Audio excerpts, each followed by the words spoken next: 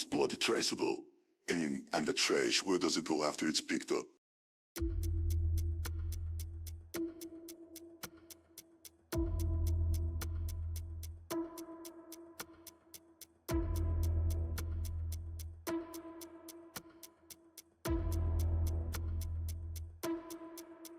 She was a hairstylist, a loving mother of 2 boys, known for her warm smile and the way she made her clients feel seen.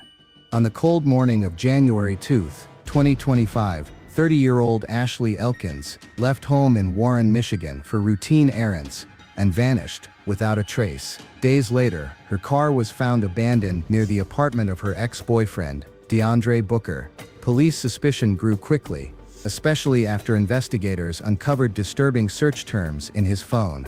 The searches read like a clinical checklist: is blood traceable, how to pass a polygraph, 9mm silencer, what happens to trash after it's picked up. Dry words that, according to prosecutors, do not reflect the panic of a worried man, but the cold calculations of someone seeking to erase evidence. From the quiet streets of Roseville to the edges of a landfill in Lenox Township, excavators and cadaver dogs combed mountains of waste in search of a clue, a piece of fabric, a bone, anything that could say she was here. To this day, Ashley's body has not been located, yet the case moved forward. Booker was charged with murder and mutilation, and early court hearings brought chilling testimony about blood in his apartment and something heavy pushed in a shopping cart toward a dumpster. In the courtroom, the defense says, not guilty. Outside, 2 children ask when their mother is coming home. The city follows every hearing, and Ashley's family insists she loved her kids. She would never vanish on her own. In this story, there is no ending, only a trail of clues, silences, and searches that might lead to a truth still buried. Before we continue, like this video, subscribe to the channel and comment what strikes you most in this case: the digital trail, the abandoned car, or the landfill search. Ashley Elkins was 30 years old, with hands that transformed insecurity into confidence. As a hairstylist in Warren, she was known for remembering clients' birthdays, asking about their children, and nailing the perfect shade of color that brought back their self-esteem. Outside the salon, she was a mother of 2 boys, a life of packed lunches, school notes, and weekend promises of movie nights. Ordinary, but lived with the intensity of someone who cared deeply. Her family describes her as someone who didn't simply disappear. She was a woman who confirmed plans, answered calls, and always let someone know where she was going. When her messages stopped and her phone went silent, the unease quickly turned into panic. Hours stretched endlessly, and her absence, first subtle, began to feel heavy, the kind of heaviness that comes with bad news. Friends and family organized search groups, printed flyers, and retraced the routes she knew by heart. In her neighborhood, Ashley was the woman with the perfect hair, and the mom always on the run, balancing between work and motherhood. Photos from a recent Christmas showed quiet joy, not prone to exaggeration, but whole. The kind of presence that leaves traces: sticky notes on the fridge, calendar reminders, grocery lists. That trail of everyday life made her disappearance feel instantly implausible. When the news spread, it came with dates, numbers, and maps. On January 2, 2025, she left home to run a few quick errands, a phrase that for a mother often means small tasks that keep the household running. After that, silence. No unusual bank transactions, no secret plan, just a routine cut short, as if someone had pulled the plug in the middle of the day. For those who loved her, what remained were habits: a familiar perfume on her coat, short voice notes in the family group chat, the way she called her boys by their nickname, the small things that make a person when no one is looking. That is why her family says, without hesitation, Ashley would not leave her children. Not willingly. Not without explanation. And that is why, from day one, this case felt less like a disappearance and more like violence someone tried to hide. Saying that Ashley would never vanish by choice is not just her family's belief. It's a fact woven into the fabric of her daily life. Years of reliability and care made January 2, 2025, stand out instantly as wrong. The clock did not lie. Ashley was off the radar, and with each passing hour, it became clear this was no ordinary delay. That morning, she left her home in Warren, Michigan, with a simple plan: run a few errands, take care of small tasks. What happened in the hours that followed remains a patchwork reconstructed by investigators. Security cameras captured her car on familiar streets, but there was no footage of her returning. No purchases were completed, no friendly drop-ins, just a presence that seemed to dissolve mid-journey. Days later, police located her car abandoned near the apartment of her ex-boyfriend, DeAndre Booker. The vehicle was locked, showed no signs of forced entry, and bore no obvious signs of a struggle inside. But its location spoke volumes, a place heavy with shared history, unresolved emotions, and perhaps recent tension. Booker was questioned. Initially, he denied knowing where Ashley was. Soon, inconsistencies began to surface, conflicting statements, visible nervousness, and gaps in detail. The shift was subtle but decisive.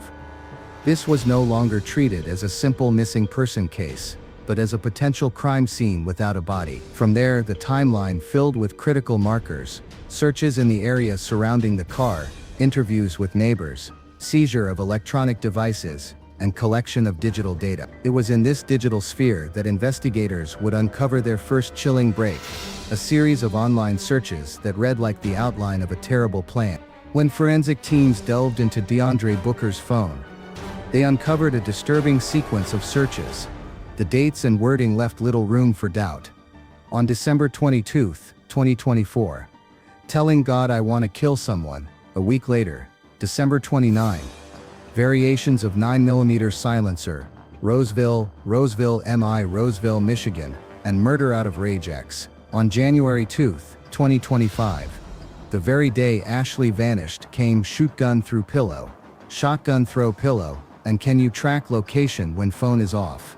And on January 5, what happened to trash after it's picked up? Viewed together, it was less a list of random thoughts than a step-by-step blueprint. Investigators cross-referenced these searches with Booker's movements. In the days following Ashley's disappearance, he traveled Flint, Michigan, where he looked up how to run from the police, quick routes to Ohio, and how to delete Google history. Prosecutors argued these were not idle curiosities. They were operational instructions for avoiding capture and erasing forensic traces. The digital trail bled into the physical when police entered Booker's Roseville apartment. Inside the bathroom, they found a disturbing scene: drops of blood in the tub, and on the counter, circular wipe marks on the wall, a large bottle of bleach next to the shower, and the bathtub drain removed and placed in the sink. Detective Shane Nabozny documented the scene. Later, with a warrant and the help of plumbers, sections of pipe were removed. Inside the drain, they found a clump of hair, an earring, and what appeared to be a corroded 9mm bullet fragment. Subsequent testing linked the blood to Ashley Elkins. Outside, another connection. Surveillance footage showed a figure pushing a shopping cart, covered by a white sheet, toward a nearby commercial dumpster. Detective Chris Moran described the footage: shaky movements, the effort of maneuvering something heavy and lifeless. When police located the exact dumpster, it had already been emptied. Still, traces of blood were found at the bottom. The chain of waste disposal led investigators to a transfer station on Grosbeck Highway, and from there to Pine Tree Acres landfill in Lenox Township, the final destination that suddenly gave a chilling meaning to the search.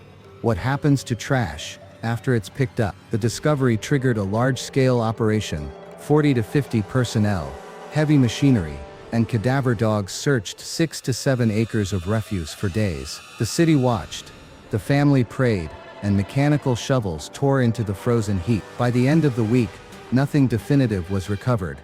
But the absence of a body did not mean the absence of a case. Prosecutors pressed forward with charges of first-degree murder, evidence tampering, mutilation, and concealment of a death, all anchored by the grim mosaic of search history: blood evidence, a sanitized bathroom, and the path of discarded waste. Pine Tree Acres landfill, in Lenox Township, isn't a place for stories, it's a place for remains. The dominant sounds there are the rumble of garbage trucks, the grind of bulldozers, and the sharp crackle of plastic and metal under pressure. But in January 2025, it became a suspected crime scene. Waste disposal routes from Roseville indicated that if anything had been removed from the dumpster seen in the surveillance footage, its final stop would be this 330-acre landfill. The search began in the biting Michigan winter. 40 to 50 personnel, police officers, environmental officials, firefighters, and volunteers arrived with shovels, excavators, cameras, and cadaver dogs trained to detect the scent of human decomposition. They narrowed the search area to 6 to 7 acres, based on mapping of garbage truck schedules and unloading sequences. With each layer stripped away, fragments of anonymous lives emerged. Broken toys, crumpled receipts, torn clothing, a child's shoe without its pair, but none could be linked definitively to Ashley. The work was grueling. Searchers rotated in shifts, because the smell and toxicity of the site made prolonged exposure dangerous. The dogs, after hours of work, needed breaks to keep their senses sharp. From above, drones documented the disturbed terrain, each flagged area logged into evidence reports. For Ashley's family, watching from a distance was torture. The knowledge that a landfill might hold the only answers left, the search carried a double weight: the hope of finding something conclusive, and the horror of imagining a loved one's final resting place among trash and refuse. By the week's end, the result was silence. No body, no identifiable clothing, no personal item confirmed as hers. Yet for investigators, that absence fit into what they believed was a deliberate plan, one designed to leave nothing behind. The landfill didn't close the case. It simply added another chapter filled with grim images and unanswered questions. The Roseville courthouse had seen murder cases before, but this one carried a unique weight: no body. Prosecutors, however, entered confident they had built a complete mosaic, even without the central piece. DeAndre Booker sat at the defense table, his demeanor shifting between defiance and indifference. Early in the preliminary hearing, he refused to wear standard jail clothing. On multiple occasions, he disrupted proceedings, interrupting the judge, and once shouting during a Zoom session when his microphone was unmuted.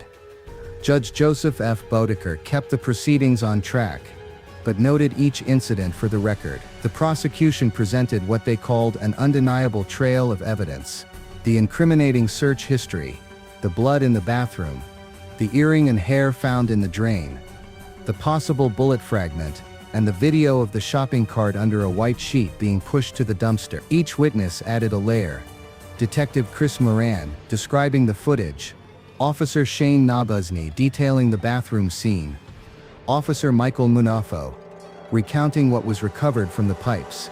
The defense countered with a strategy of doubt. They emphasized the absence of eyewitnesses, argued that the blood could have been from an earlier incident, and suggested that disturbing Google searches were not proof of a violent act. Their aim was clear: to exploit the fact that Ashley's body had not been found. For the family, listening to the defense was an emotional strain.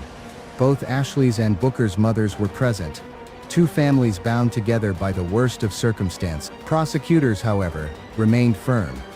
They would proceed to trial on charges of first-degree murder, mutilation, and concealment of a death, even without the body. This case is more than a criminal proceeding. It's a battle of narrative. One side argues that the evidence is enough for conviction. The other insists that without a body, there is no crime. But for those who knew Ashley, her silence since January 2 is already proof enough that something irreversible happened. Ashley Elkins is not just another name on a missing persons list. She is a mother who never came home, a friend who never replied to the last message, a daughter whose chair remains empty at the dinner table. Her absence grows heavier with each day. Not a gap that can be filled, but a wound kept open by unanswered questions. The case against DeAndre Booker moves forward, built on fragments, a search history that reads like a crime manual: blood in an apartment, an earring and hair in a drain, a shopping cart wheeled toward a dumpster. Enough to draw a clear line, but still without the final point her family needs. It is precisely this lack of resolution that makes the story more than a crime case.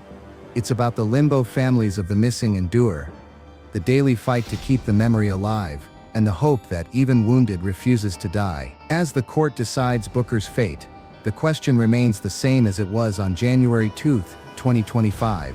Where is Ashley? Perhaps one day, the answer will come. Until then, her name must be spoken, her story told, and the search for truth continued. If this story moved you, like the video, share it with someone and subscribe for more true crime stories. And in the comments, tell us which detail in this case struck you the most. And what do you think happened to Ashley Elkins?